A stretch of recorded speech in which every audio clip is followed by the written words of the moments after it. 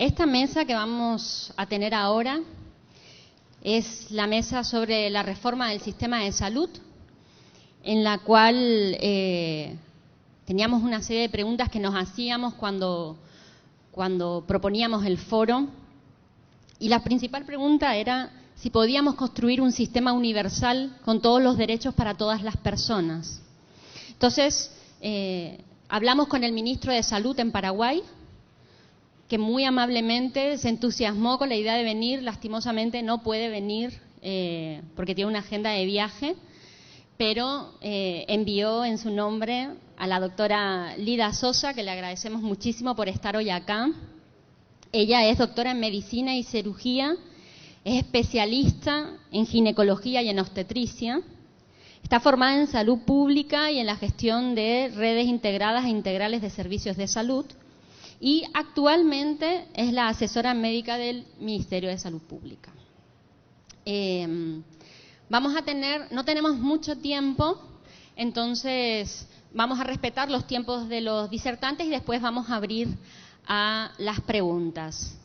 Cuando la doctora Lida me preguntó que cuáles eran un poco las preguntas que nos hacíamos para invitar al Ministerio de Salud, una de las cosas era, sabemos que se está haciendo la reforma, que la reforma, el ministro estuvo hablando acerca de la necesidad de caminar hacia la cobertura universal, y entonces nos preguntábamos, bueno, ¿y cuál va a ser esa reforma, no? ¿Y cómo vamos a participar?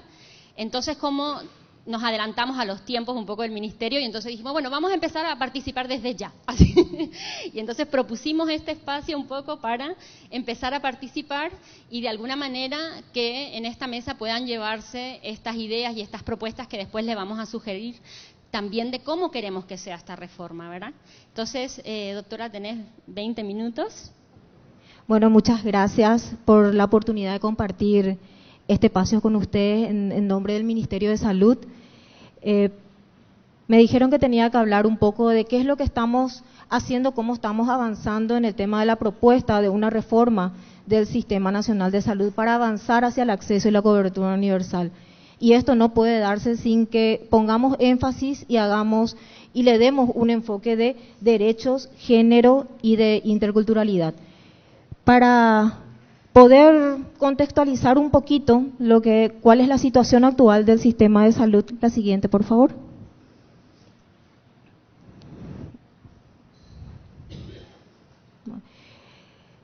¿De qué están muriendo los paraguayos hoy? Realmente los indicadores que más castigan nuestro sistema, o mejor dicho, la situación en salud del país, son por patologías que realmente podrían ser perfectamente prevenibles. La siguiente, y que nos sitúa realmente a Paraguay en comparación a otros países de la región en una situación bastante desventajosa. La siguiente, por favor.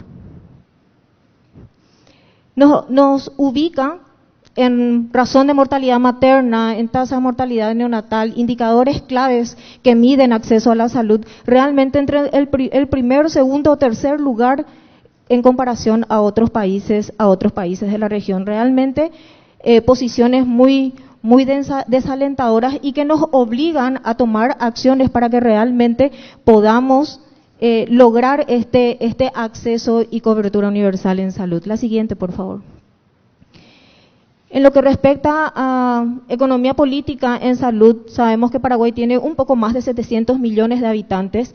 El Producto Interno Bruto por habitante es de $5.810 y el crecimiento de este Producto Interno Bruto es de 3.7. La expectativa de los ciudadanos paraguayos al nacer hoy en día es de 74 años.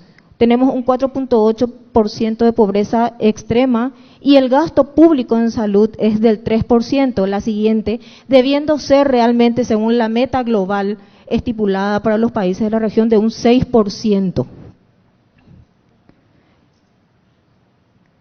Entonces, tenemos grandes desafíos a los que debemos de apuntar. La siguiente, por favor. Y aquí podemos ver en qué invierte el gasto público, en qué se invierte este gasto público. Y podemos ver que la atención en salud en nuestro país actualmente sigue siendo curativa, hospitalocéntrica.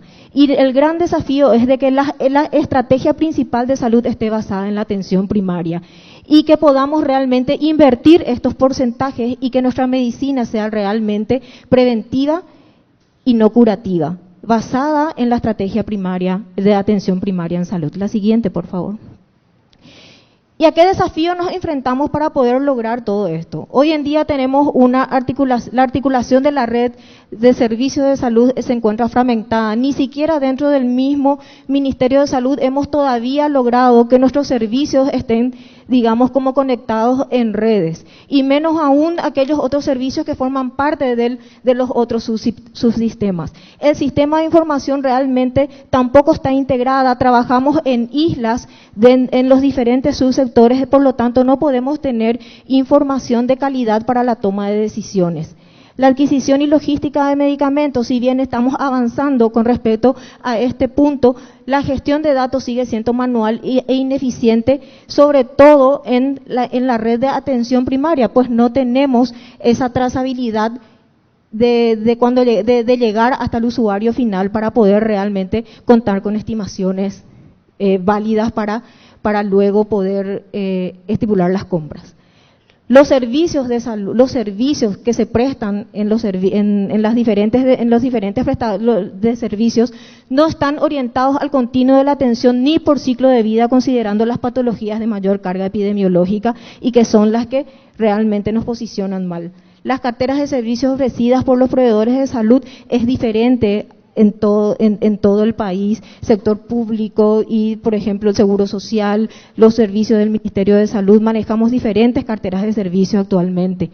La Superintendencia de Salud debilitada, y todo esto genera fragilidades en la rectoría y en la prestación de servicios de salud en el Ministerio y a nivel del Sistema Nacional. Esto también nos lleva a todo ese aumento de gasto de bolsillo. La siguiente, por favor. Y que se convierte también en otro desafío, aumentar el gasto público a este 6% que está como meta global y disminuir el gasto de bolsillo. Realmente a esto debemos apuntar si queremos hablar de acceso y cobertura universal en salud. La siguiente. Bueno, mirando todo esto y en respuesta a todo lo anteriormente mencionado, a estos desafíos y a las necesidades de la población, es que se plantea una propuesta de un sistema de salud integrado, pertinente, equitativo, con enfoque de derechos y que pueda de alguna manera también derribar esas barreras económicas y culturales de nuestra población para poder acceder a los servicios de salud. Esto realmente solo podríamos lograrlo si es que hablar de un sistema de salud integrado en beneficio de la población se convierte en una causa o en una política de Estado que trascienda los gobiernos.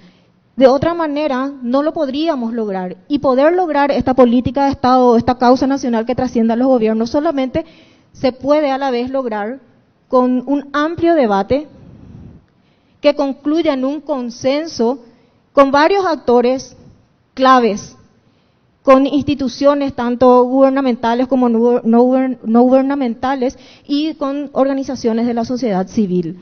Es la única manera que en realidad vamos a poder lograr alcanzar este sistema integrado de salud o reformar en alguna medida nuestro modelo de sistema de salud, ¿verdad? Con una financiación sostenible y garantizando las líneas de cuidado, el continuo de la atención por ciclo de vida de nuestra población. Para esto actualmente el Ministerio de Salud establece ejes estratégicos para fortalecer lo que hoy en día existe, encaminando hacia lo que se quiere dejar en el 2023 como una base para que luego continuemos con la idea de que podamos tener un sistema de salud integrado. Fortalecer la rectoría y la gobernanza del Sistema Nacional de Salud y del Ministerio mismo, una integración gradual de los subsistemas y la optimización del proceso de compra de medicamentos de manera a optimizar el gasto en salud. La siguiente, por favor. Para esto necesitamos alianzas estratégicas, integraciones, alineamientos estratégicos y operativos en los cuales todas las políticas de Estado, todas las políticas sociales, el presupuesto por resultado, las políticas de protección social, la política nacional de salud, todas deben de incluir dentro de su agenda las metas del objetivo del tercer objetivo de desarrollo sostenible para que podamos ir todos en la misma línea y lograr realmente el acceso y la cobertura universal. La siguiente, por favor. Estas políticas deben estar centradas en las personas y, como mencioné anteriormente, con enfoque de derechos, de género, de culturalidad y con el enfoque de ciclo de vida. La siguiente, por favor. ¿Qué necesitamos? ¿Qué es lo que vemos? ¿Qué es lo que creemos que necesitamos para que tengamos esta visión estratégica de sistema de salud y que realmente podamos llegar a un acceso y cobertura universal? El fortalecimiento de la gobernanza, de la atención, de la estrategia de la atención primaria en salud, el fortalecimiento del talento humano y la innovación con la incorporación de tecnología y por sobre todo mejorar la calidad de atención en los servicios de salud, tanto públicos como privados, en base a estándares de calidad. La siguiente. Y es aquí donde dijimos de que el Ministerio debería de liderar tal vez este proceso apoyado en el Consejo Nacional de Salud, integrando a todos estos actores que hemos mencionado para poder avanzar en este proceso y construir todos juntos lo que sería una reforma del sistema de salud. La siguiente. Esto es más o menos lo que ya mencioné. Fortalecimiento del Consejo Nacional de Salud, y que tal vez debería de ser la instancia que lidere todo este proceso, y el fortalecimiento de la Superintendencia de Salud para que se convierta realmente como esa entidad reguladora que debe de ser tanto para el sector público como para el sector privado, y que realmente podamos fortalecer y cumplir con la gobernanza. Identificar un modelo de financiamiento sostenible es, digamos, transversal, y es la gran tarea que tenemos que construir entre todos para dejar bases sentadas al 2023 para las siguientes administraciones, si es que lo que pretendemos es que se convierta en una política de Estado, en una causa nacional. La siguiente. Como mencioné, tal vez pequeños pasos estratégicos que podemos ir dando es integrar las políticas sociales, las políticas de salud con innovación en tecnología y por sobre todo centrada en las personas y en sus necesidades. La siguiente. Y específicamente para poder avanzar hacia este objetivo debemos de incrementar progresivamente la inversión en salud hasta lograr la universalidad de la atención, así como mejorar la eficiencia y la eficacia del gasto. La siguiente. Consolidar las unidades de salud de familia, los servicios de referencia y contrarreferencia para realmente poder contar con una red integrada de servicios. La siguiente. Disminuir los gastos de bolsillo en salud como estrategia de lucha contra la exclusión y la pobreza. La siguiente, por favor. Mejorar la política de medicamentos para organizar el acceso a medicamentos con calidad asequible, seguro y eficaces. Consolidar la red integrada de servicios y articular y coordinar y complementar acciones con otros subsectores del sistema. La siguiente. Desarrollar programas integrales de calidad con el trabajo conjunto e intersectorial, promover e incorporar desde los territorios sociales la participación protagónica de la ciudadanía. La territorialización es sumamente importante para que realmente podamos conocer las necesidades de la población y poder dar respuesta a estas necesidades. Desarrollar las acciones en un marco de transparencia y de control, promoviendo la Contraloría Ciudadana y las rendiciones de cuentas.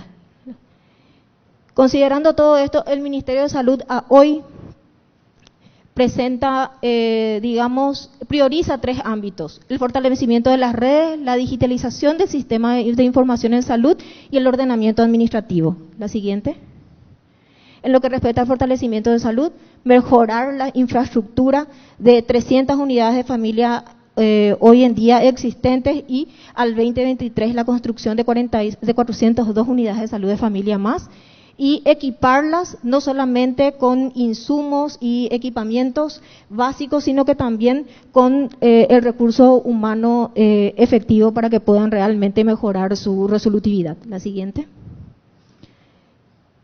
Mejoran la atención en base a estándares de calidad, centros reguladores, conformar centros reguladores, la contratación y el fortalecimiento del talento humano y la reorganización de la estructura organizacional de los servicios y de las direcciones del Ministerio. La siguiente.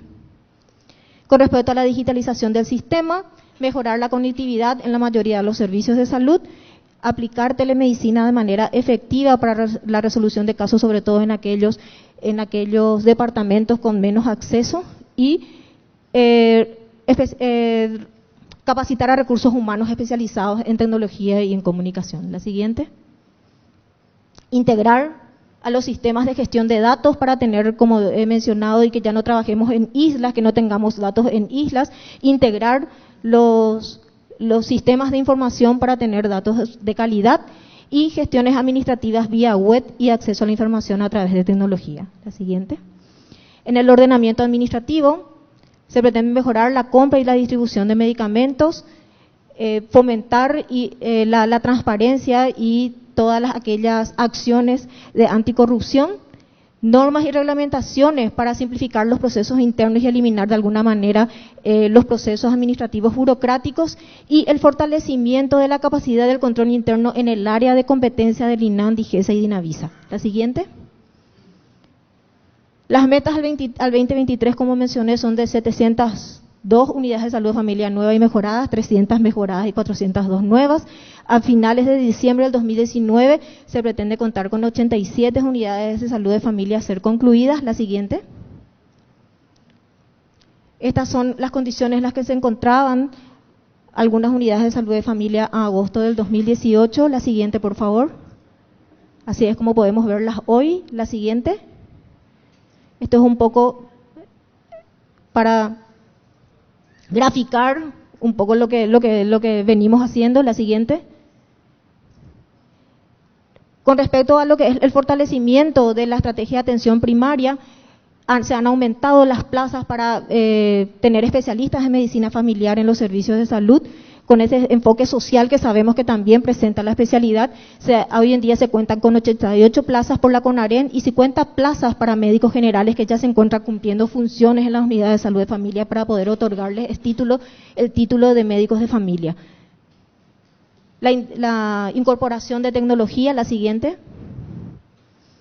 La meta al 2023 son 480 establecimientos conectados a fibra óptica más receta y ficha electrónica. La siguiente, en honor al tiempo, disculpen que vaya pasando. La siguiente. Con respecto a la información, mediante la incorporación de tecnología, una nueva página web que brinda información sobre todos los servicios a los que pueden acceder los ciudadanos en el sistema de salud del Ministerio. Y también trámites de cobro, visados de reposos médicos y renovación de registros a través de una aplicación web también. La siguiente. Con respecto a salud mental, que realmente se ha visto que debe de ser priorizada, se están contratando recursos humanos, psicólogos, psiquiatras en algunos servicios de la red del Ministerio de Salud. 3 regiones sanitarias ya cuentan con equipos completos para atención integral de salud mental que anteriormente no contaban, y se está formando a los profesionales de los equipos de salud de la familia en identificación temprana, diagnóstico y manejo de enfermedades psiquiátricas prevalentes. La siguiente. Con respecto a los medicamentos, se está trabajando en el abastecimiento de los servicios de salud mediante un sistema también de alarma que detecta y alerta 6 meses antes de que el stock se vea acabado, como para que se puedan tomar medidas al respecto. La siguiente. Y es la primera vez en la historia que el Ministerio de Salud Pública cuenta con un superintendente designado por concurso así como lo establece la ley. Bueno, la siguiente. Bueno, esto es un poco lo que quería graficarle, cuál es la idea que tenemos sobre un sistema, sobre la reforma de un sistema de salud. Realmente no tenemos construido nada porque, como mencioné, eso se debe de construir en base a un amplio debate y consenso con actores e instituciones claves, y creo que debemos de construirlo entre todos. Por eso celebro espacios como estos que creo que deberían de existir y crearse muchos más para que podamos de alguna manera avanzar hacia este acceso y cobertura universal que todos deseamos para nuestra población. Muchísimas gracias.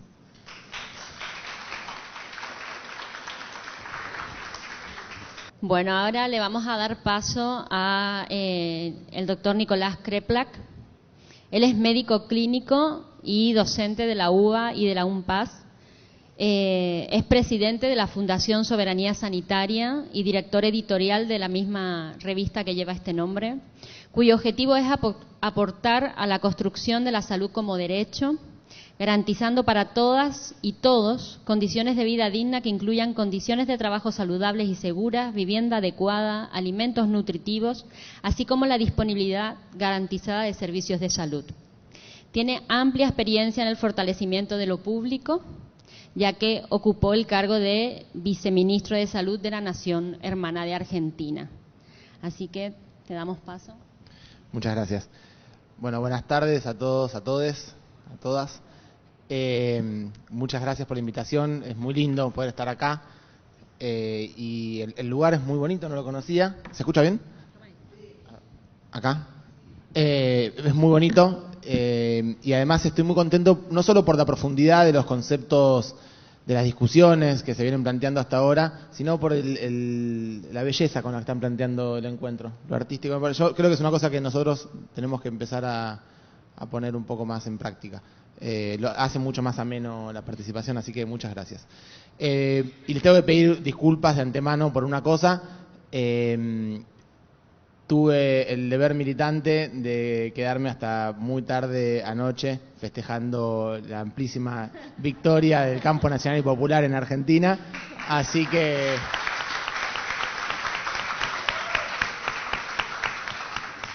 por eso me van a ver, les pido disculpas porque voy a estar sonriendo casi todo el tiempo, aunque hable de cosas terribles.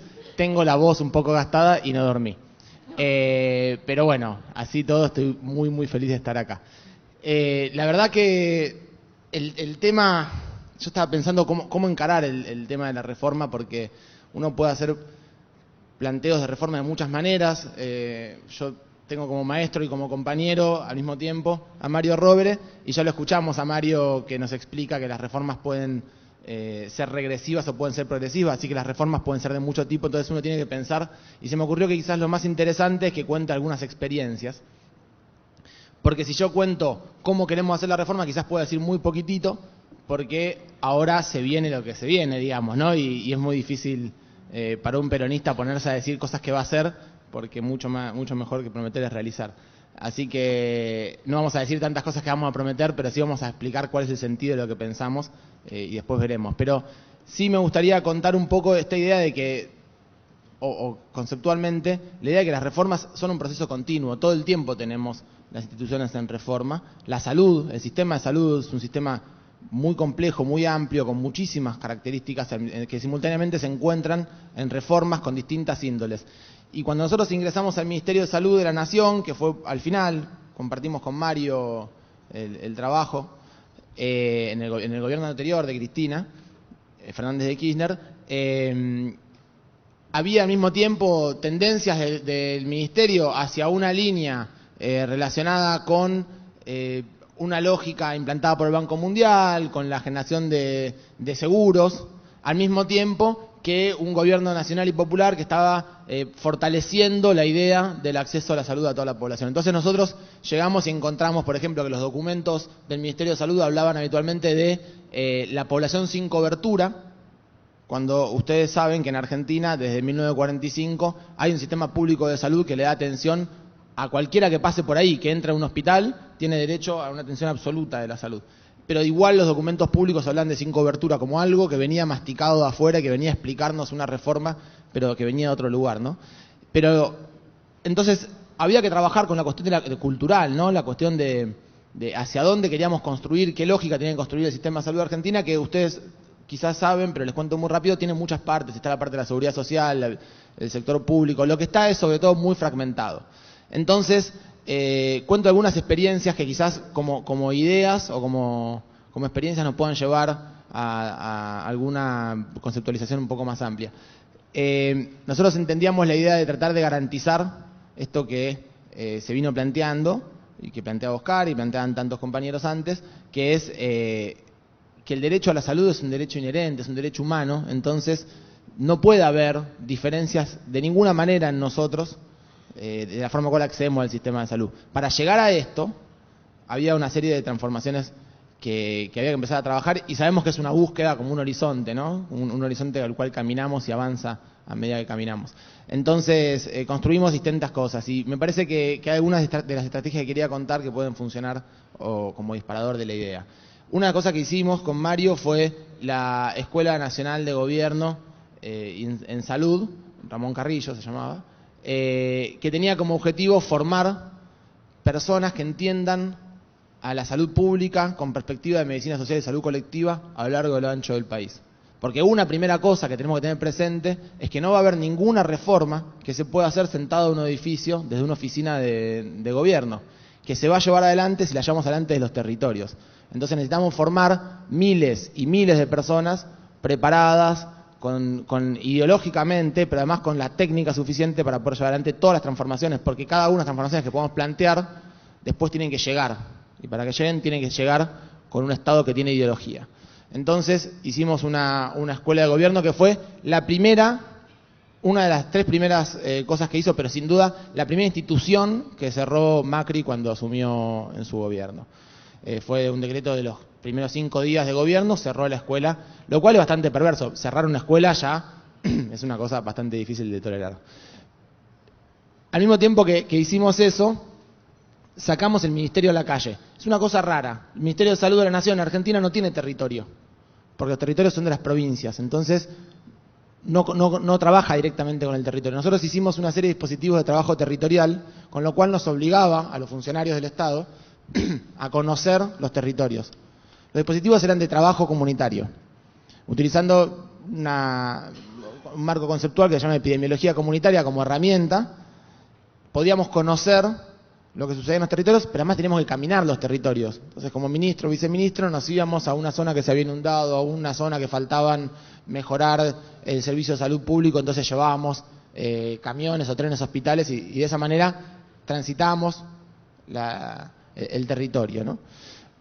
Institucionalizamos los encuentros nacionales de salud, cosa que seguimos haciendo militantemente, aún sin el gobierno, en el cual el gobierno llamaba a miles, cientos y miles. En el primero participaron 4.000 y en el segundo participaron más de 7.000 trabajadores y trabajadoras de la salud de todo el territorio argentino, en encuentros con muchas mesas y temas de discusión en el cual los funcionarios, los trabajadores de territorios, los militantes políticos, la comunidad, discutíamos, propuesto, organizado, motivado y financiado por el Estado, cuáles eran las perspectivas del sistema de salud. Y en esa discutíamos proyectos, como por ejemplo, uno de los temas que nosotros sabemos que es central y que lo venía planteando Oscar cuando hablaba de la centralidad del complejo médico industrial estadounidense en la disposición del sistema de salud, es el acceso a la tecnología, el costo que tienen las tecnologías. Cuando nosotros entramos al Ministerio de Salud, para que tengan una idea, estaba poniéndose en circulación una medicación muy revolucionaria porque podía curar la hepatitis C.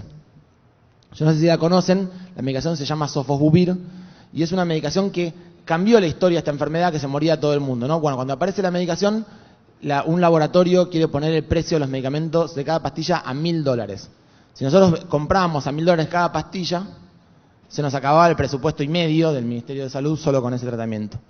Entonces, ahí entra la discusión, ¿por qué la vendía a $1.000? Empezamos a investigar cuánto salía producirla y salía $3 producirla, ¿no? Tuvimos que ir hasta la India, logramos ir hasta la India y logramos averiguar cuánto salía. 3. Bueno, vendémela. No, yo no te la puedo vender, tengo un acuerdo. No la podían vender.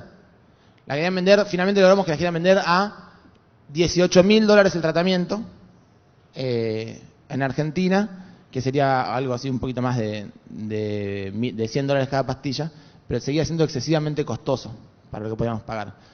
Bueno, finalmente que hicimos para que pensemos cómo es complejo esto, ¿no? Hicimos unas guías de patentabilidad. Ustedes saben que existen las patentes. El problema acá muy grande son las patentes de los medicamentos. ¿Saben qué son las patentes? ¿Para qué sirven?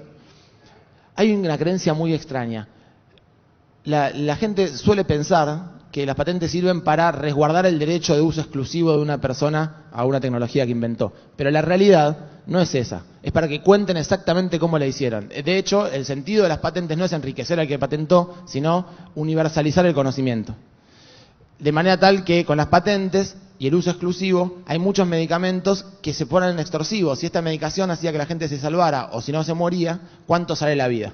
Entonces nos están extorsionando con eso. Hicimos una guía de patentabilidad en Argentina que ponía muchísimos requisitos, por lo cual esta medicación no podía entrar como una medicación patentable. De esa manera, un laboratorio de producción argentina hizo el genérico y terminamos comprando la medicación a $1.500. $1.500, quiero decir. No, sí, $1.500. De $84.000 a $1.500. Digo, así pudimos hacer que todo el mundo accediera al sistema de salud. Pero además lo hicimos incorporando a todos los subsectores. Hicimos una mesa con obras sociales, privados, todos en ese mismo lugar. Hicimos la compra para todos en conjunto, una herramienta que es compras conjuntas. Esa herramienta después la llevamos al Mercosur, hicimos compras a nivel del Mercosur de medicamentos que logramos bajar medicamentos para el VIH que salían $8,70 cada pastilla a 0,42 centavos cada pastilla, 22 veces menos, haciendo compras conjuntas, aumentando la escala, ¿no? Quiero decir, el precio no era un problema, porque no había un precio. Lo que había era una extorsión en la venta por una debilidad del comprador. Todo esto lo que nos va demostrando es que si el Estado es débil, no puede ejercer lo que nosotros entendemos que es la palabra clave para esta discusión, que es la soberanía. Si el Estado no construye poder, si el pueblo no construye poder y no usa al Estado como herramienta para construir poder, no puede ejercer la soberanía. Y la soberanía no es declamativa. La soberanía no solamente es conceptual. La soberanía es una acción eminentemente política. Entonces, la reforma del sistema de salud que nosotros tenemos que plantear es una reforma que, primero que todo, recupere el valor de la política y recupere el valor del poder popular a la hora de tomar determinaciones de cuál es el sistema. En estos 4 años de resistencia que estuvimos recorriendo el país incansablemente, yendo a todos los lugares del país, a hacer encuentros de salud y discutir y hablar con la gente, hemos encontrado decenas de miles de compañeros que les interesa la salud, que no solamente son los que trabajan en la salud, sino que son los que están en los barrios, los que militan, los que sienten, muchas veces las mujeres, sobre todo las mujeres, que tienen mucho más cerca el cuidado, están más presentes en el cuidado. Y en esta construcción hemos aprendido muchas cosas, pero entre ellas hemos aprendido que no podemos poner por delante lo que nosotros pensamos que hay que hacer de lo que la construcción popular nos llama a hacer. Entonces, la reivindicación de lo que sucedió en Argentina y que Mario mencionaba recién, de que esto de que la política retomó la idea, me parece que hay un emblema muy fuerte que es el de Kicillof. No sé si ustedes lo conocen. Axel es el electo gobernador de la provincia de Buenos Aires y que hizo una campaña muy austera porque no había grandes medios ni grandes multinacionales que lo acompañen, sino que solamente iba él con un auto y con un parlante y se iba juntando la gente porque él le hablaba a la gente. Esa revaloración de la política hizo que ese hombre le gane las elecciones a toda la industria, a la embajada estadounidense, etcétera, porque tenemos un movimiento político muy importante, porque tenemos a Cristina Fernández de Kirchner conduciendo y logramos hacer esto. Pero digo, esto es un ejemplo para nosotros. Nosotros no podemos construir un sistema de salud que escribamos en un manual, que sepamos cómo es antes de llevarlo a la práctica, que no participe el pueblo en el diseño del sistema de salud, y no podemos volver a discutir el sistema de salud si no discutimos qué le va a pasar a la gente.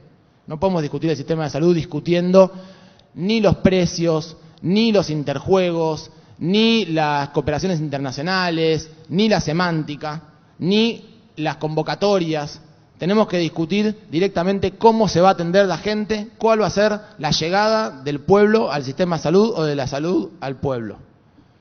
Entonces, para lo que nosotros creemos que viene en la fase que sigue, no negando todo lo que hicimos antes, sino recuperando lo que se perdió, revalorizándolo, sumándolo, es trabajar fuertemente en el modelo de atención.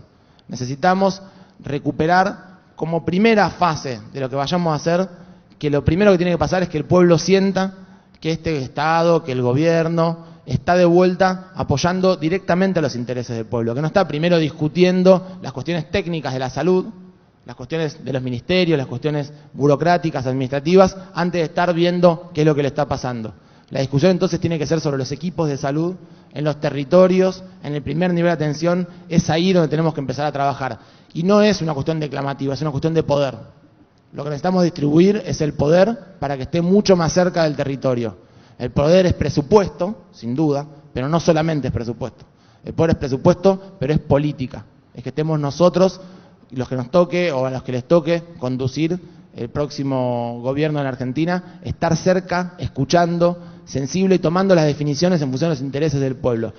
Creemos que por ahí es por donde empieza la reconstrucción de la transformación. Y sin duda que el objetivo que estamos buscando es que logremos tener un sistema que sea universal, un sistema que sea integrado, es decir, un sistema en el que no dependa de dónde viva, de cuál es el dinero, de qué familia provenga, de ninguna clase social, de género, de etnia, de ningún tipo, cuál es la razón de lo que va a tener en la salud, sino que dependa solamente de sus necesidades sanitarias.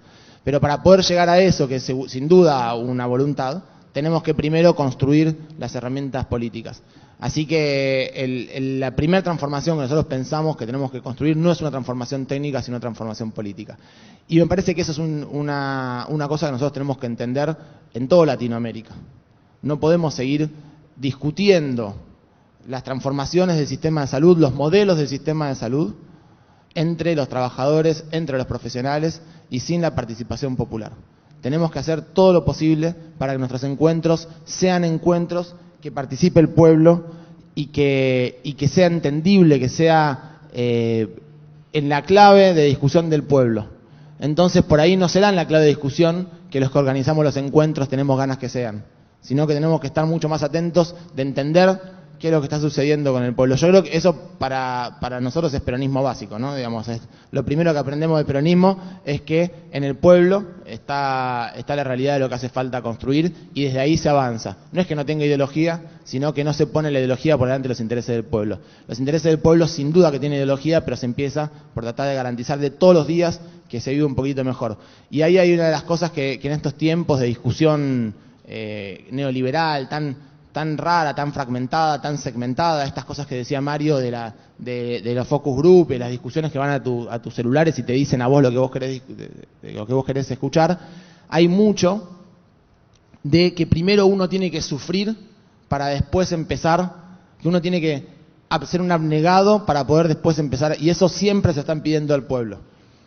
Siempre están pidiendo al pueblo que ponga el brazo, que ponga un poquitito más, y nosotros tenemos la responsabilidad, como los que somos militantes políticos, pero los que somos trabajadores de la salud, todos tenemos una responsabilidad que no le podemos pedir al pueblo que sufra o que aguante un poquitito más cuando es el que más ha sufrido y más ha aguantado. Esa creo que yo que es la línea desde la cual se debe construir la transformación. Y la transformación va a tener que ser lo que podamos construir. Muchas gracias.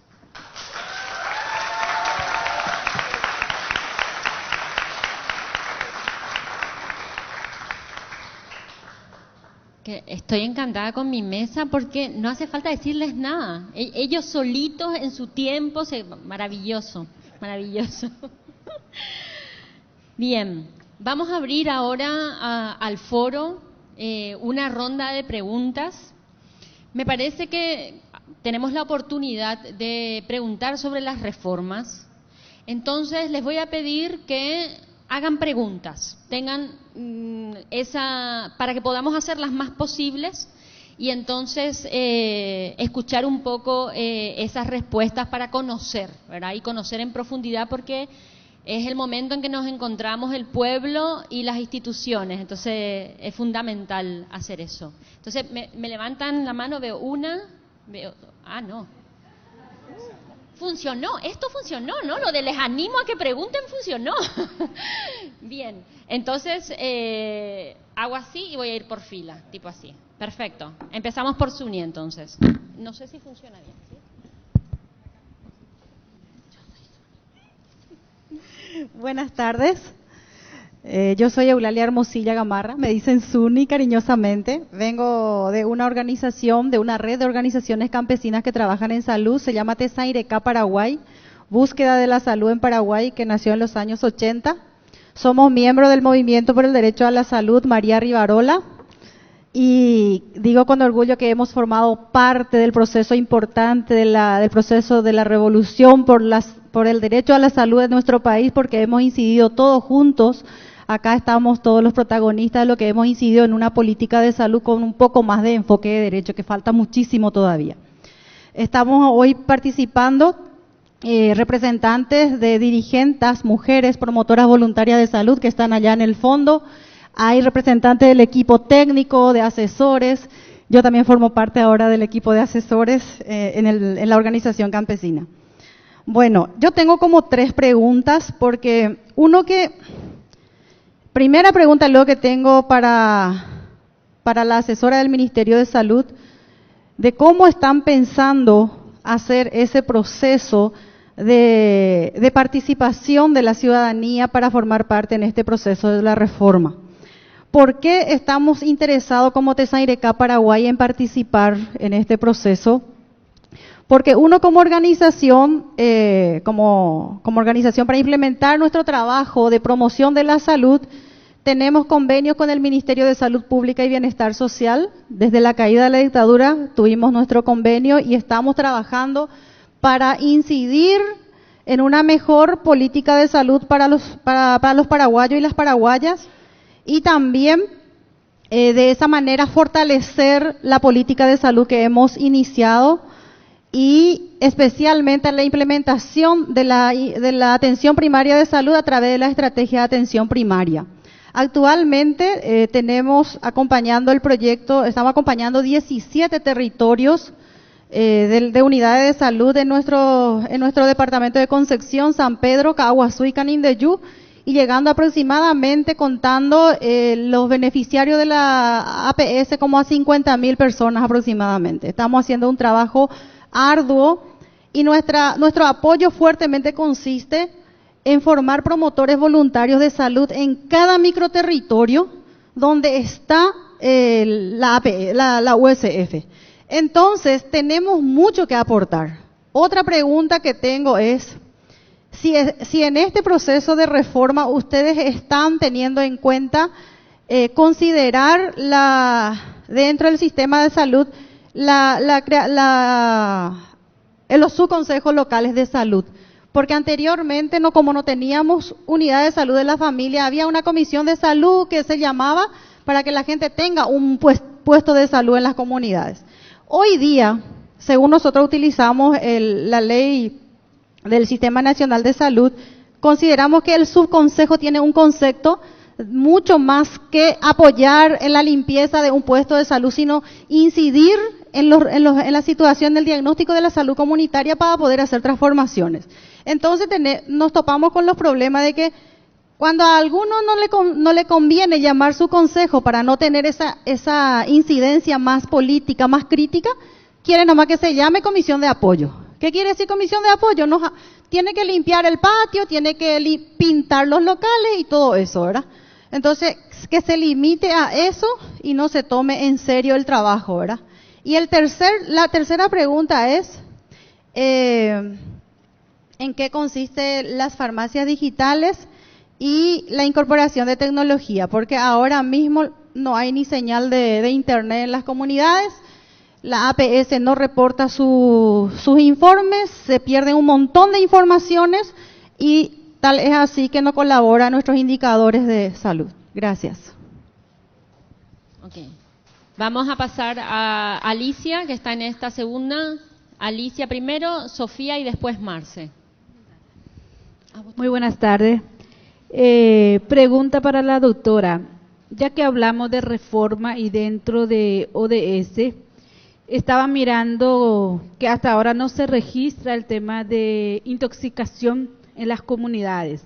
O sea que no hay un registro, y siendo un país prácticamente todas las poblaciones rurales es fumigado, no puede ser que no tenga un registro de gente intoxicada cada año. Ahora va a empezar las fumigaciones a partir de octubre, noviembre, diciembre, y no tenemos eso ahora. Por otro lado, no existe toxicología en las cabeceras de hospitales, solamente acá en Emergencia Nacional, acá en Asunción, y las campesinos indígenas no podemos llegar hasta acá con gente intoxicado. Y hay cosas que se tienen que hacer rápidamente para que se pueda detectar, siendo que el propio OMS declara que glifosato mata, ¿verdad?, que es agrotóxico. Agarrar todas las informaciones científicas que se tiene, yo creo que se tiene que registrar este tema. Hace poco también Naciones Unidas sancionó a Paraguay por el tema de fumigación. Yo creo que hay muchos elementos que podemos utilizar, y esa herramienta podemos utilizar también nosotros como organizaciones campesinas y en las comunidades para ir registrando casos de intoxicación. Gracias. Sofía. Acá, Pabli. Vamos a seguir esta fila y luego continuamos la siguiente. Bueno, voy a hacerlo por orden, pero ya los que no levantaron en esta primera ronda corriendo ya no pueden levantar así, porque tenemos como 10. Entonces, no, vamos a llegar a vos, digo, de los que levantaron la primera ronda, a todos.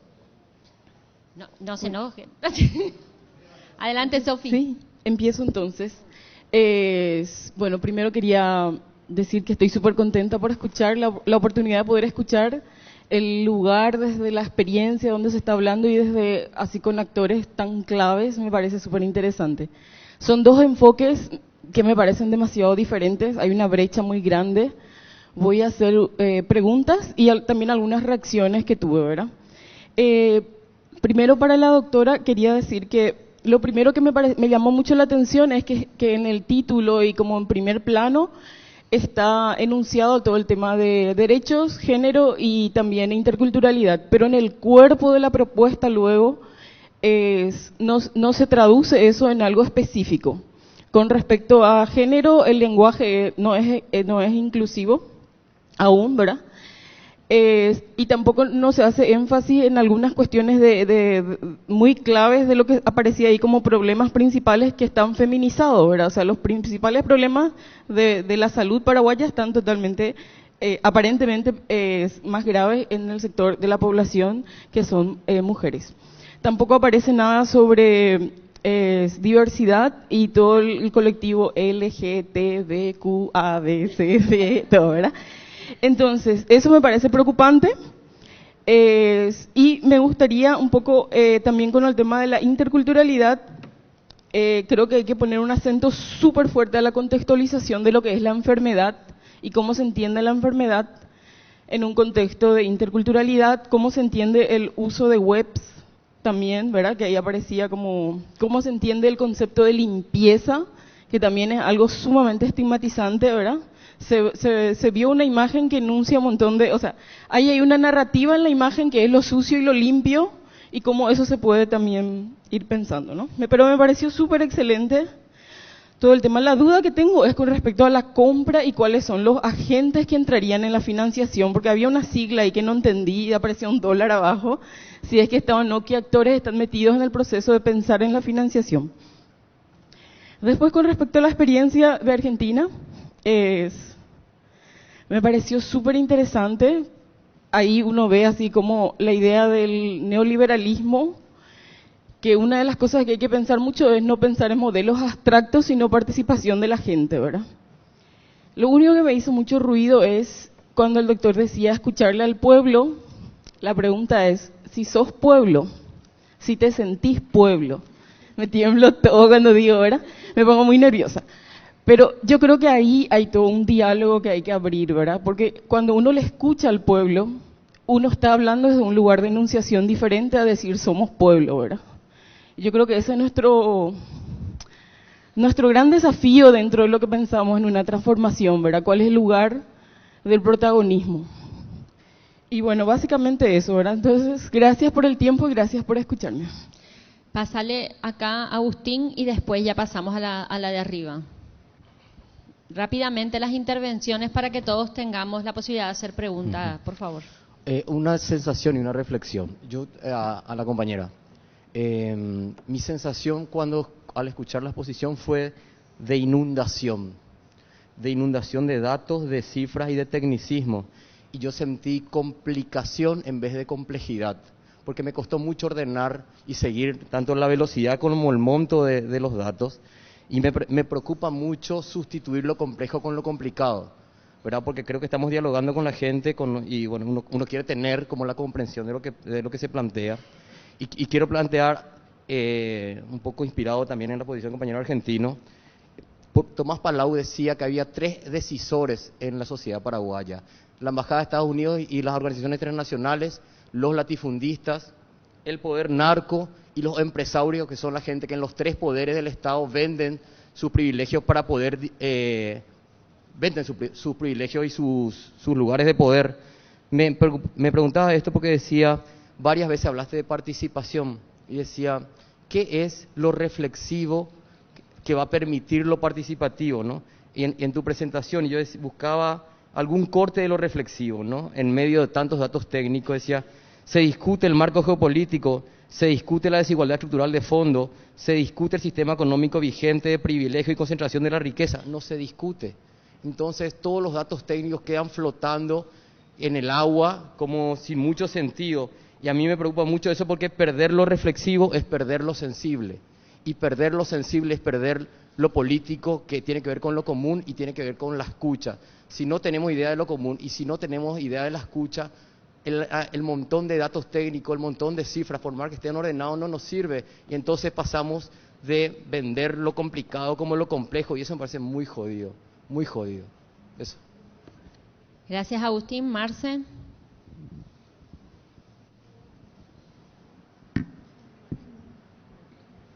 Yo me llamo Marcela, soy residente del primer año de Medicina Familiar de la Universidad Nacional de Asunción. Bueno, yo también tengo 2 preguntas. La primera en relación al título, ¿verdad?, de la presentación de la representante del Ministerio, en donde ya se nombra en el camino a la cobertura universal de salud, ¿verdad? Entonces, yo me imagino que las propuestas o los planes que desde el gobierno tenemos para el país son siempre modelos que han funcionado en otros países o en otros lugares, ¿verdad?, que se traen como una medida o una orden para ser implementados también acá en Paraguay. Entonces, mi pregunta en relación a eso es, ¿cuáles son las experiencias que a nivel de Estado ustedes tomaron para proponer y colocar ese nombre como una propuesta de reforma? ¿Cuáles son los países que ustedes dijeron, acá funcionó, acá también, entonces vamos a llevar también esto a Paraguay?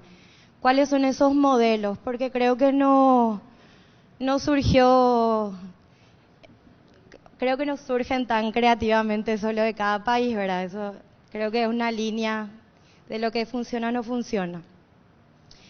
Y la otra pregunta es, ya que el Ministerio quiere integrar los actores, ¿verdad?, ¿cuáles son los actores de las universidades? Porque en mi universidad todavía no he escuchado estos nombres, ¿verdad?, por gente de mi universidad, y de organizaciones civiles también son muy pocas todavía. Y ¿dónde podemos ver esa agenda, el calendario de cuándo se juntan, quiénes se juntan y dónde escribimos para participar?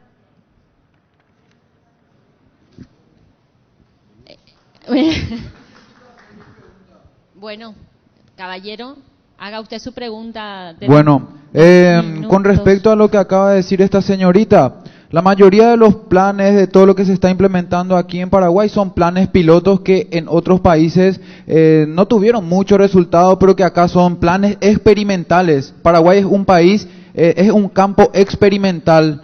Y no tenemos nosotros nuestros propios planes. Y deberíamos de dejar de recurrir a los planes de las otras naciones, porque nosotros somos una nación propia. Ahora mis preguntas. Con respecto, esto viene con los materiales y con tecnología, con las implementaciones que uno puede añadirse al cuerpo. Con respecto a las herramientas y materiales al alcance de los habitantes del Paraguay, se tiene acceso gratuito a las prótesis para los cuerpos mutilados. Luego, ¿hay alguna ley o alguna reforma en progreso por el Ministerio para analizar y empezar a implementar el avance del transhumanismo y la tecnología artificial inteligente en el mundo y que llegará a Paraguay, en el cual los nervios, las conexiones neuronales, los músculos y tejidos que tienen conexión con las prótesis y con la mente del propio ser humano para facilitar la vida de los accidentados? Si es que se está analizando eso, porque eso está avanzando en el mundo y Paraguay no es un país atrasado. Paraguay es un país que está un poco debilitado nomás, pero está avanzando. Y también aquellos seres humanos que deseen agregarse y cambiar su sistema por uno digital y artificial por voluntad propia. Si es que los del ministerio están empezando a analizar ese tipo de situaciones, porque eso se está dando a nivel global, y como es un foro de salud universal y protección social con enfoque de derechos, quisiera saber si es que existe en Paraguay un plan para eso que está avanzando, porque si no vamos a quedar atrasados. Gracias, compañero. Acá no teníamos nada. Arturo allá. Primero acá, Mirta, perdón. Mirta acá. Acá. Yo.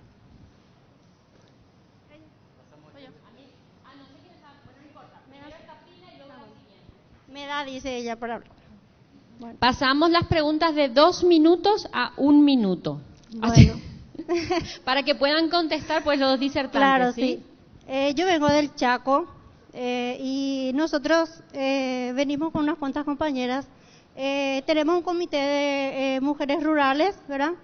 Y nosotras hicimos con Pollá y demás cosas. Le quiero contar acá a la compañera que vino del Ministerio de Salud para hacer nuestra unidad de salud familiar, ¿verdad? Y yo quiero ese nuevito que te vaya a hacerme en mi comunidad, ¿verdad?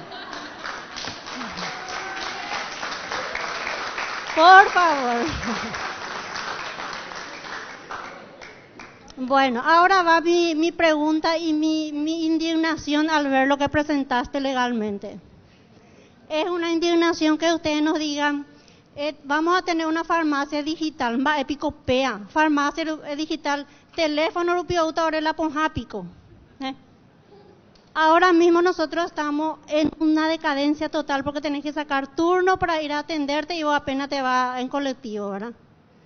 No sé qué es lo que pasa en nuestro país legalmente, porque queremos, ni siquiera tenemos para nuestra comida y queremos comprar celular, como dijo el otro señor, y ni siquiera podemos llegar en un transporte público a nuestro puesto de salud, ¿verdad?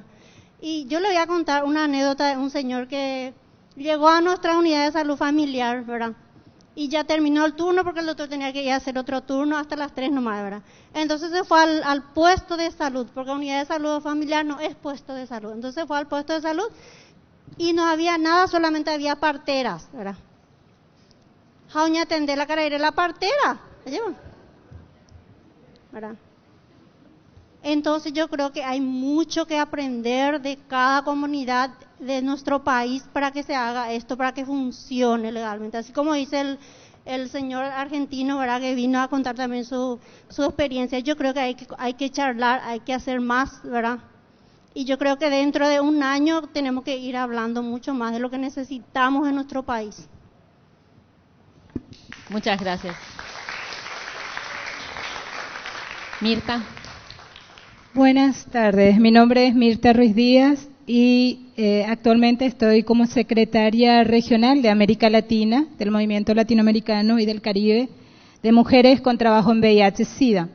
Y en la última reunión de alto nivel de las Naciones Unidas se discutió ampliamente el tema de la cobertura universal de salud, ¿no? Y esa cobertura, lo importante hoy de aclarar la mesa, creo que el doctor, tanto usted, es cuál es la diferencia entre la CUS y el acceso universal de salud. Primero, partir de ahí. Dos, tiene que ver también con el tema de que es imposible soñar una salud integral. Creo que lo más cercano que estuvimos fue en el 2008, cuando realmente la salud se hizo acceso universal, donde la gente no tuvo que contratar expertos internacionales como hoy lo hace el Ministerio de Salud, trayendo de afuera expertos, cuando realmente los únicos expertos en el tema de salud es la propia comunidad, es el propio sistema y el propio paraguayo o paraguaya que realmente está pasando por esa necesidad. Así como dice el doctor, creo que si el Ministerio de Salud se acercara más a la comunidad, no necesitaría tanto de invertir en expertos internacionales, porque acá está la solución, en la comunidad, en la gente que viene del pueblo, en la gente que no tiene disponibilidad ni accesibilidad a los servicios. Creo que es importante en este momento redefinir la eficiencia y eficaz, porque estamos hablando de un financiamiento sostenible. Acá tenemos que hablar de un acceso universal para todos y todas en el marco del enfoque de derechos humanos y género. Y cuando hablamos de eso, tenemos que mirar la propia necesidad del que vive en el interior, que no tiene una ambulancia, que no tiene cómo llegar a los servicios de salud. Es imposible pensar y es utópico pensar en tener una farmacia o tener sistema digital cuando la gente está muriendo, cuando los indígenas están muriendo sin poder llegar acá sin una ambulancia. Creo que hay que retomar ese modelo, el único modelo que en el Paraguay funcionó y que no lo dejaron funcionar, que es realmente el acceso universal que se trabajó en el 2008. Y de ahí creo que eso nos debe dejar de tener una APS y vamos a evitar de pensar en que el acceso a la salud es meramente medicinal, sino tiene que ser más prevención, tiene que más información y más llegada a la comunidad. Gracias, Mirta. Y teníamos una palabra antes, después te la paso, compañero, allá. Perdón. Arturo Rabito, soy médico de una unidad acá en la de salud familiar en la Chacarita.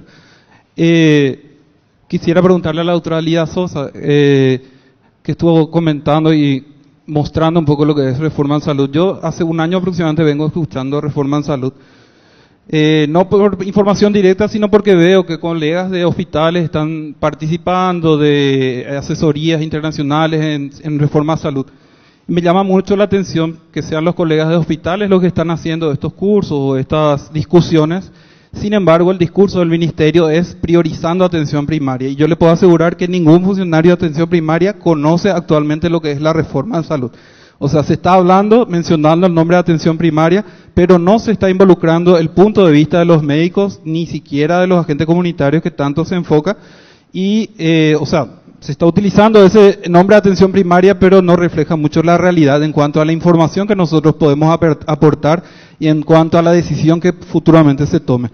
Otro tema, enfocando un poco lo que mencionaba la colega, ¿qué ejemplo se está tomando? Ya que principalmente se toma el ejemplo de Colombia y de Chile, y ambos somos todos testigos que en ambos países una de las causas principales de la revolución social que hubo en Chile es justamente el sistema de salud que no funciona, que no atiende a las necesidades y por supuesto que no cubre. Se habla de cobertura, en Chile se está aplicando el sistema que indica el Banco Mundial, pero hay manifestaciones en ese país porque no cubre. O sea, ¿cuál es el enfoque diferente que nuestro país le va a dar, siendo que los ejemplos principales de aplicación de las indicaciones del Banco Mundial en cuanto a cobertura universal de salud no están funcionando en los dos principales países en los que se está aplicando? Yo tengo relatos de colegas que mencionan que se les contrata por escasísimos salarios, se les descontrata, se les maltrata, no hay respeto a las leyes laborales, y de pacientes que mueren porque van a un servicio,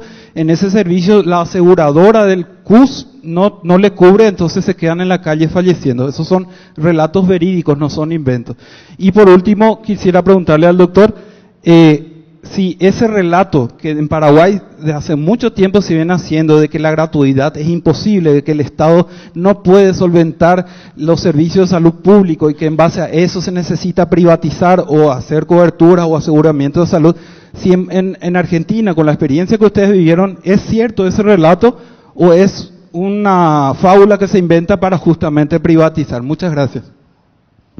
Muchas gracias, Arturo. Acá, por favor, Pablito, ahí, a él. Sí. Buenas tardes, Mario Costa. Yo no tengo vinculación ni académica con la parte de salud, pero sí como usuario. Quería hacer un comentario y quizás pregunta. No podemos tener todo lo que es un programa un plan de universalidad de la atención de la salud acá en 20 minutos. Pero no he visto una palabra clave que me parece clave y que refleja un poco la inquietud que estuvimos escuchando en las preguntas, que es la descentralización. No he visto esa palabra en la planificación. Y me preocupa porque hay cuánta atención truncada a raíz de que las personas enfermas no pueden trasladarse a los lugares de atención, a donde está el servicio. Esa pregunta también le traslado al hermano argentino, ¿cómo se implementa la descentralización de los servicios? No ir al campo a diagnosticar, a los efectos de diagnosticar la situación comunitaria, sino cómo se descentralizan los servicios. Y lo otro que tampoco he visto en el plan es la palabra prevención, que me parece muy importante, porque finalmente la salud es el negocio. ¿Por qué entonces no apelamos a la prevención?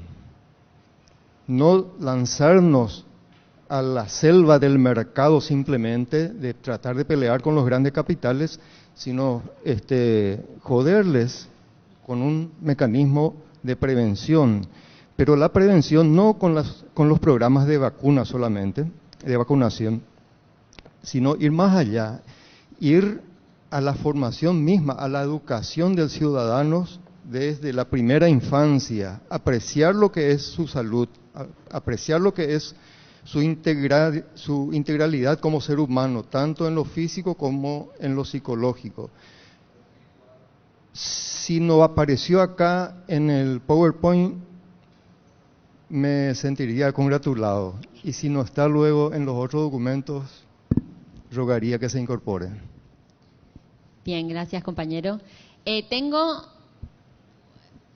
1, 2, 3 y 4 y ya no doy más manos. Es una ya, otra acá el compañero que la tenía levantada y otras 2 acá y cierro preguntas. ¿Está bien? Dale.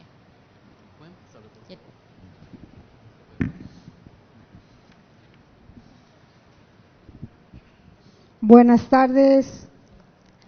Muchas gracias a los que organizaron este foro de la salud.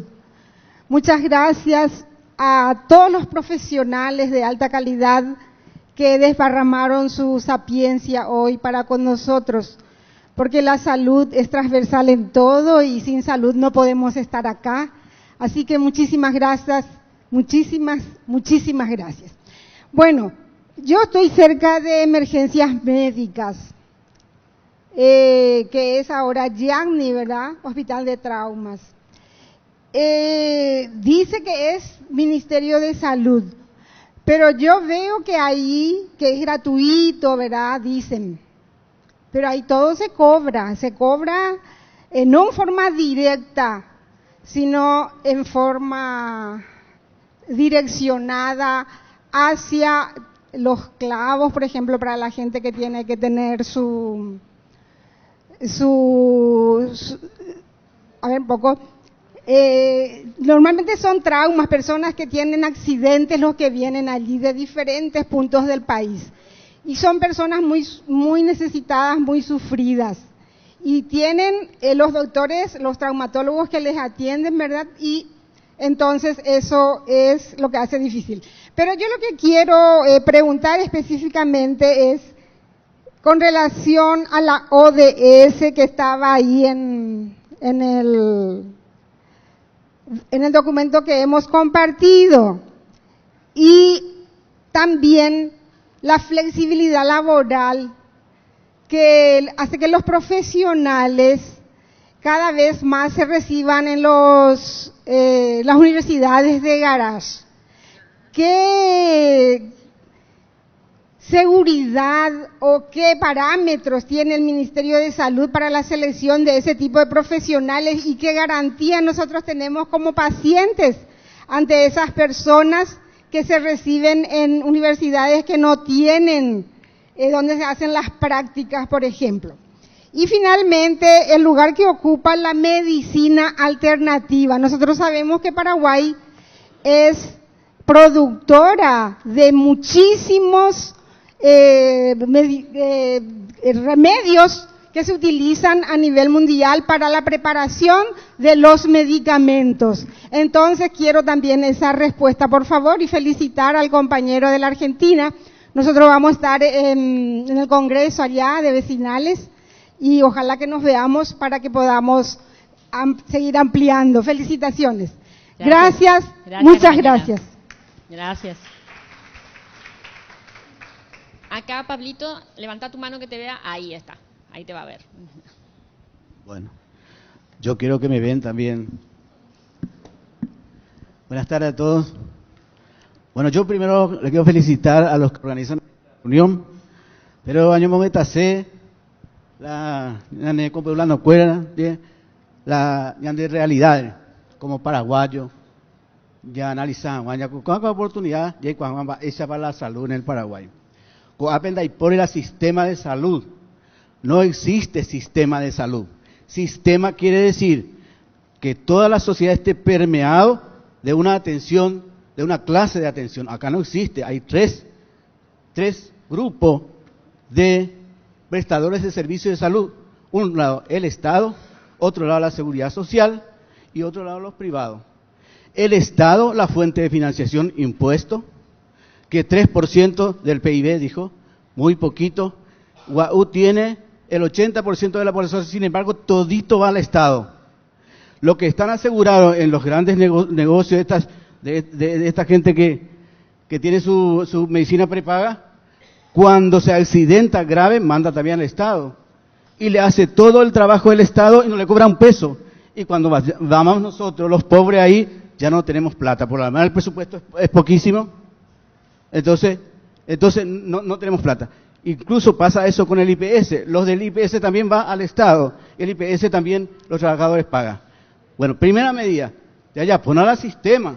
Eso es lo que tenemos que hacer. Vamos a hacer el sistema. ¿Y cómo vamos a hacer el Sistema Nacional de Salud en el Paraguay? Hay una ley, la ley 1032 del 96, que dice que tiene que estar trabajando coordinadamente, ordenadamente, se pasa su presupuesto y que cada unidad prestadora de servicios de salud le atiende a todos los paraguayos de acuerdo a su necesidad, con equidad.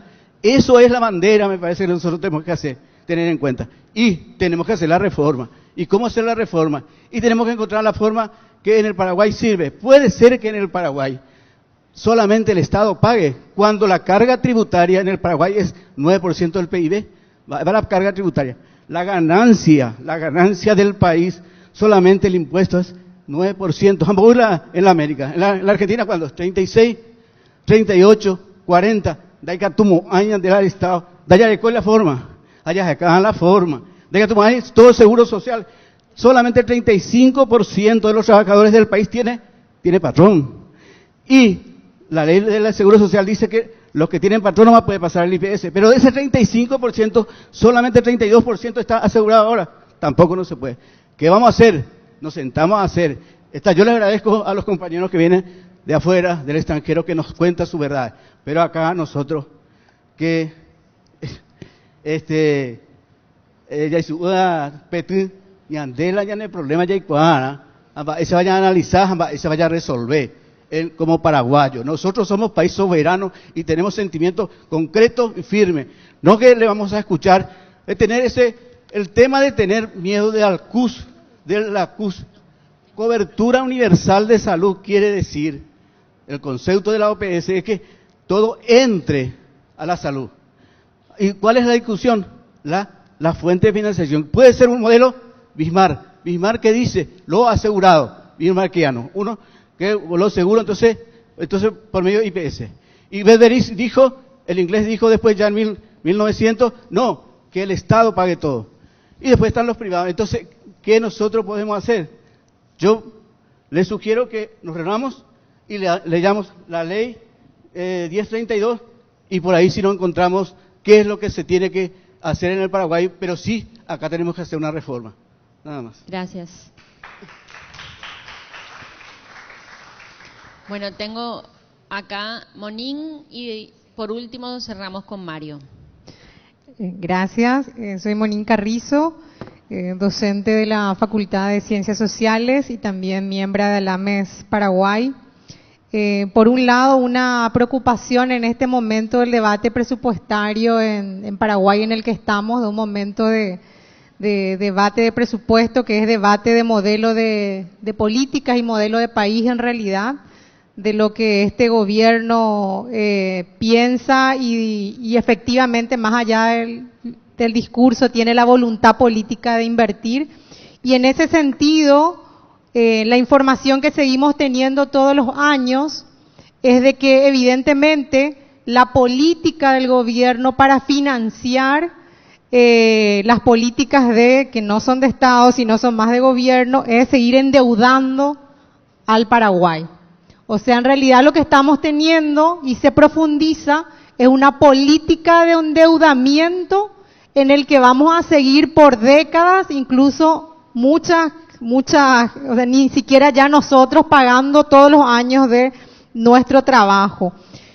En el 2020, Paraguay va a incorporar en su presupuesto 547 millones de dólares en bonos soberanos en el presupuesto. O sea, va a haber un aumento importante del presupuesto, pero no para la salud, no para la educación, no para la vivienda, no para los pueblos indígenas, sino para pagar el 60% de esos bonos se va a pagar intereses de nuestra deuda.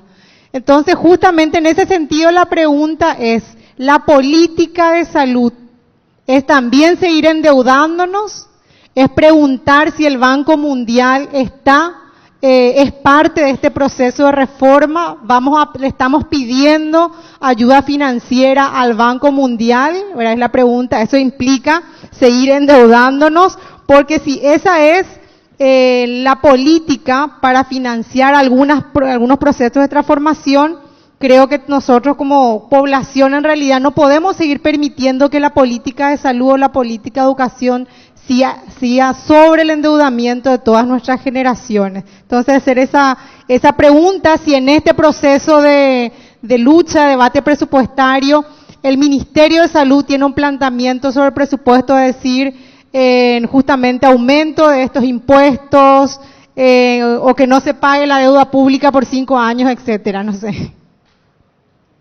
Muchas gracias, Monini. Cerramos con Mario, por favor. Muchas gracias. Yo quería simplemente mencionar que el concepto de soberanía sanitaria no necesariamente es el tema de una autonomía, es decir, que hay formas de construcción de soberanía que tiene que ver también con el armado de bloques. El concepto de cobertura universal de salud ha conseguido ser resistido por los países de América Latina, en algún momento dado por casi 10 países de América Latina, forzando a la Organización Panamericana de la Salud a la construcción del concepto de salud universal.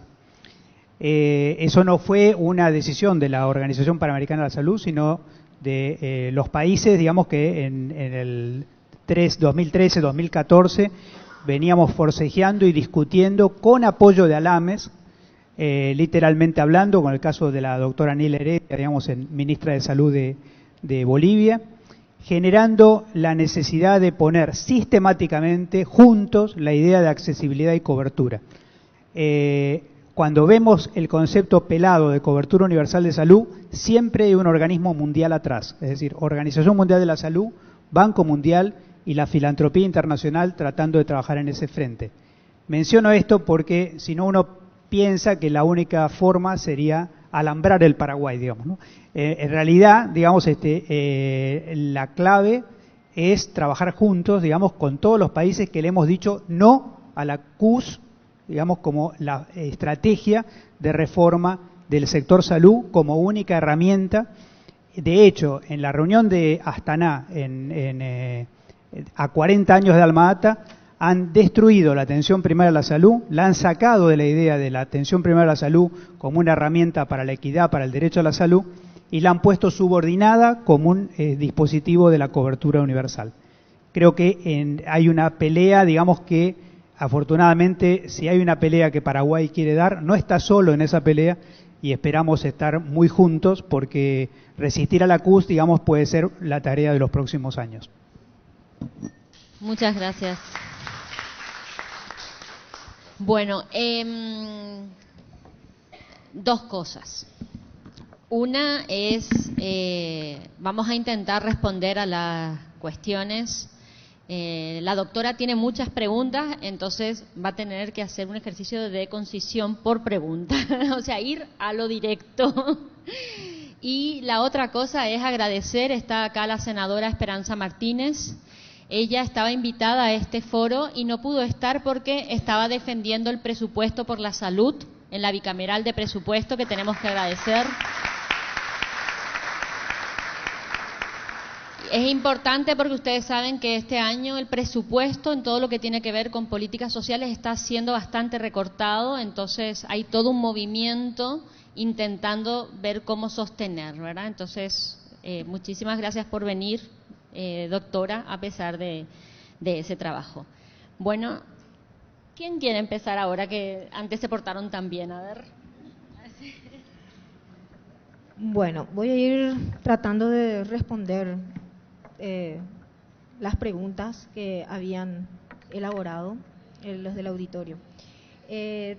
No he planteado desde un principio un modelo de reforma. Justamente dije de que apuntábamos al acceso a la cobertura universal y este proceso de que nos llevaría, este camino que nos llevaría a implementar o a dejar plasmado, por lo menos en lo normativo, una reforma del Sistema Nacional de Salud, nos deberíamos de construir entre todos. Y este proceso de consulta y de debate se estaría iniciando el próximo año, probablemente liderado por el Consejo Nacional de Salud y con una amplia participación de organismos tanto gubernamentales como no gubernamentales y organismos de la sociedad civil y de la población en general, ¿verdad?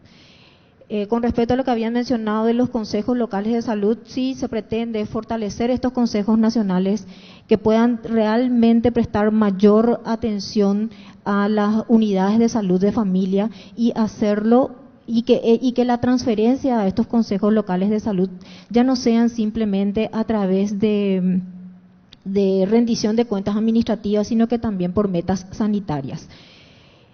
Con respecto a lo que habían preguntado a las farmacias digitales, en los hospitales, lo que se pretende con estas farmacias digitales es que a través de una receta electrónica y una ficha clínica podamos tener un mejor control del stock de medicamentos y que realmente llegue al usuario y a la población, y evitar las fugas de los medicamentos, es para tener un mejor control del gasto al final y también de en qué estamos invirtiendo nosotros nuestros recursos, ¿verdad? Con respecto a los registros sobre intoxicados que habían preguntado, sí, realmente es una debilidad y es algo que falta, y voy a trasladar esa propuesta también a los gerentes en el Ministerio de Salud. Con respecto al enfoque de género, interculturalidad y diversidad, es un enfoque transversal en todas los programas y planes que se elaboran y se están elaborando en el Ministerio de Salud. Hablando del financiamiento sostenible, como bien lo dijo el doctor Atilio Casco, este debe ser también parte de este proceso de elaboración conjunta, de consulta, de debate y de consenso para que podamos realmente lograr un fondo o un financiamiento sostenible para lo que se plantee como modelo de sistema de reforma, como reforma del sistema de salud, ¿verdad? habían hablado de que la estudiante de medicina familiar, la residente de medicina familiar, ha hablado que en su universidad no ha llegado aún la convocatoria, pues como dije en un principio, eso se estaría iniciando a partir del próximo año, como para poder ir relevando el parecer de cada una de estas instituciones y también, como dije, de las organizaciones organizadas de la sociedad civil.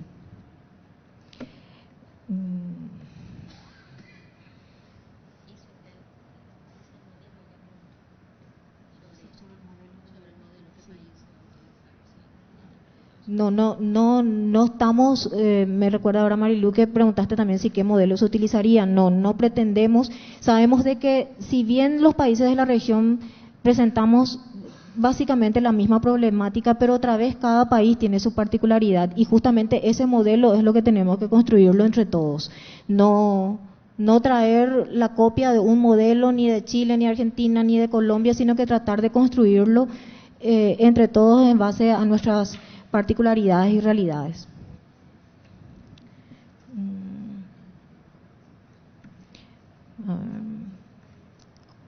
Habían hablado de que no vemos, de que no se habló de prevención, pues justamente dije que uno de los desafíos importantes del Ministerio de Salud es romper esta atención curativa y hospitalocéntrica que teníamos y apuntar a una medicina preventiva y que la estrategia de APS sea la estrategia principal en el sistema de salud, ¿verdad?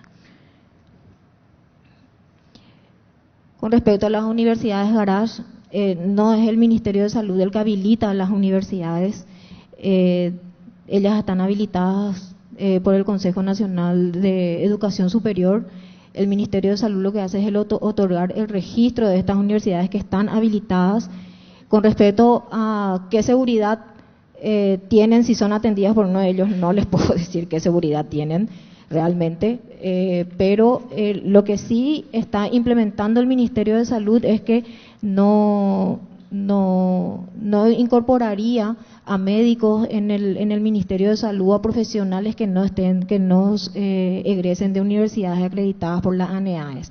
Y muchas de estas facultades garage, como mencionaron, no están acreditadas por ese organismo. Y con respecto a las fuentes de financiamiento, sí, desde el Ministerio de Salud se quiere trabajar con el Congreso de la Nación, mejorar el tema de las fuentes de financiamiento, buscar alternativas y sí se presentó al Congreso también un proyecto de inversión con el Banco Mundial que estaría en este momento en el Congreso. Eso sí es así, ¿verdad? Y también muchas de las acciones que se pretenden realizar con apoyo de cooperaciones de cooperantes y de las entidades binacionales. Muchas gracias. Bueno, yo tenía poquito. Había una pregunta que era si me sentía parte del pueblo, ¿algo así era? Sí.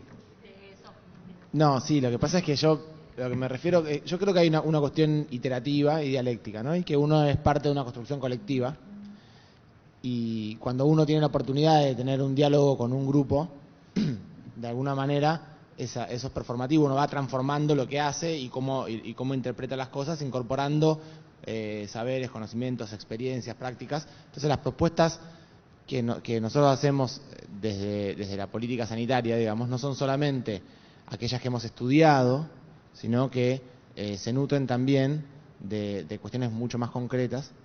Entonces, cuando yo me refiero a la construcción y la discusión, es una cuestión dialéctica, y me parece que así es una buena forma de elaborar políticas. Hablaban sobre si puede haber sistema gratuito de salud, había preguntado yo el compañero. Bueno, Argentina tenía un sistema de salud gratuito muy bueno, pero en la década del 40, ¿no?